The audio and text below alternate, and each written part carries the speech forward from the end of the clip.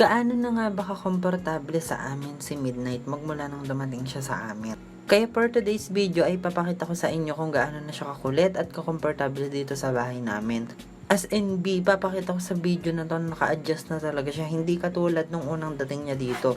Kasi nung mga bagong dating pa lang ni Midnight dito, lagi lang siya natutulog kapag tanghali. And alam nyo ba guys, sobrang lambing ng batang to. Kung sino yung makita niyang tao, nilalapitan niya agad. And lalo na yung mga kapatid ko, tapos yung mama ko. Kapag nakikita niya si mama at yung mga kapatid ko, kahit di nila siya tinatawag, talagang lumalapit siya. Tapos siya mismo yung nagtatawag na parang sinasabi niya, uy, pansinin niyo ako, ganun. Nagpapapansin talaga siya kahit kanino.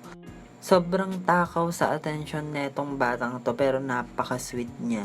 Yung kahit na anong pagod namin araw-araw, talagang natatanggal yung pagod namin sa kanya dahil sobrang lambing niya. And hanggat may energy siya, kukulitin niya kami ng kukulitin para makipaglaro sa kanya. At nakikipaglaro naman kami sa kanya dahil nakakatuwa talaga siya. And guys, tignan niyo naman tong batang to. Ganito siya, kagat siya ng kagat. Mahilig siya mangagat. Kung ano-ano talagang kinakagat niya, minsan yung kamay ko, minsan yung mga gamit namin. Pero okay lang naman kasi wala naman siyang nasisira. Napansin ko kasi sa kanya mga guys, yung ipin niya medyo lumalabas na. Ewan ko, yun siguro yung dahilan kaya nangangat-ngat siya palagi. And alam nyo ba, nakakatawa tong batang to kasi tinuruan ko siyang mag-kiss. And ngayon, kapag sinasabi namin sa kanya na i-kiss niya kami, and kinikiss niya talaga kami, sobrang lambing niya. 3 months na nga pala siya ngayon. And hindi ko alam kung malaki na ba siya sa lagay na to or maliit pa rin. Kasi para sa akin is maliit pa rin siya.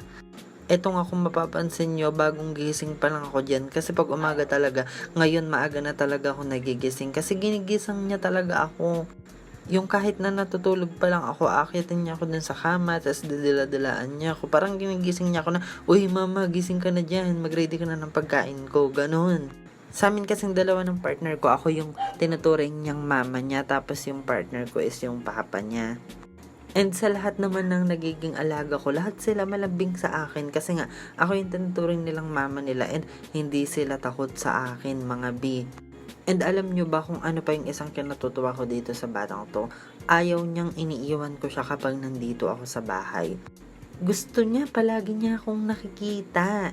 Kapag lalayo lang akong konti, kapag magwawalis lang ako sa labas ng bahay namin, iyak siya ng iyak, gusto niya sasama siya, ganun. Tapos kapag aalis ako, ganun, papasok ako ng trabaho, alam niyo ba kung anong ginagawa niya? Kinakagat-kagat niya yung pantalon ko, tapos hinihila niya, parang sinasabi niya na, huwag mo kong iwan, dito ka na lang, ganun. Kaso, kailangan natin magtrabaho mga pambili ng dog food niya at mga vitamins. Kasi 'di ba alam naman natin sobrang ma-maintenance ng mga Shih Tzu, pero okay lang 'yon kasi worth it naman. Kasi yung pagmamahal na binabalik nila sa atin is sobra-sobra. Minsan nga maiisip mo na mas worth it pang mahalin yung mga dog. Kasi yung mga dog, kapag minahal mo sila, kung ano yung pagmamahal na binibigay mo sa kanila at naramdaman nila yan, ibabalik nila ng higit-higit pa sa'yo. Sila yung mga mamahalin mo na hindi ka iiwan, hindi ka sasaktan. And kapag may pinagdadaanan ka, may problema ka sa araw-araw, palagi silang nandyan. Parang pinapagaan nila yung sitwasyon. Katulad na lang kapag pagod tayo, 'di ba? Nandyan sila palagi, lalambingin nila tayo. Syempre mawawala yung pagod natin kasi matutuwa tayo sa kanila. Ito na nga yung sinasabi ko, marunong siyang mag-kiss.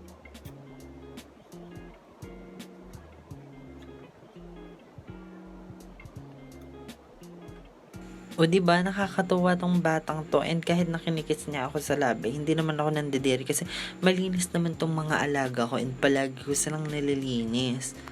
Kasi parang pakiramdam ko kapag palagi silang malinis, parang dun sila mas malayo sa sakit.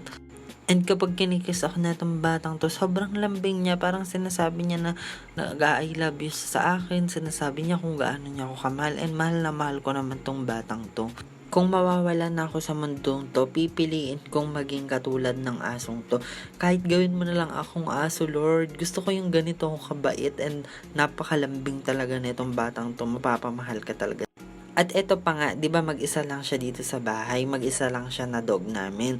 And kawawa siya mga B kasi pag nakakakita siya ng mga dog, gusto niyang kalaruin kaso bawal. Tingnan niyo naman tong aso nila mama, sobrang tinitignan niya, ayaw niyang umalis dyan kasi hanggat nandyan yung aso. Kasi gusto niya talaga lumabas and makipaglaro kaso nga bawal. Kasi baka mamaya makasagap siya ng sakit, pero malinis naman yung aso nila mama ko. Kasi pinapatulog nila yan sa loob ng bahay nila, kaya lang nga hindi siya nabaksin. And itong anak ko guys, hindi siya nalalagyan ng mga garapata or kuto and wala siyang ganon. Kasi chinecheck ko naman siya araw-araw, kaya ayaw ko rin siyang mahawa. And dito nga ang likot-likot niya kasi tinatawag siya ni mama ko dito. Yun lang guys, thank you for watching.